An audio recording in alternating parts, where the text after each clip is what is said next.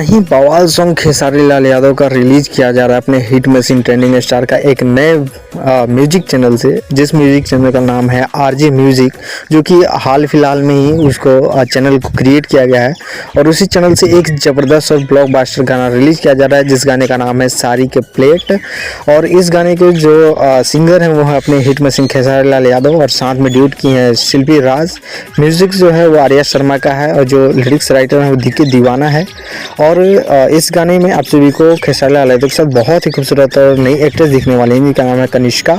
और इस गाने को आप सभी के बीच में 15 अक्टूबर को रिलीज किया जा रहा है सुबह 11 बजे आरजे म्यूजिक भोजपुरी चैनल से, जो कि एक नया चैनल है। और अभी लगभग उस पर सिर्फ मोशन पोस्टर रिलीज किया गया है, और 15 तारीख को आप सभी को फुल गाना उस पर देखने को मिलेगा। बहुत ही खूबसूरत गाना है, तो आप इस गाना को जरूर देखिएगा। और अभी जाके मोशन पोस्टर को और चैनल को सब्सक्राइब जरूर कीजिए। तब तक के लिए इतना ही, मिलते हैं किसी और नए अपडेट साथ। तब तक के लिए बाय, जय हिंद, जय भोजपुरी।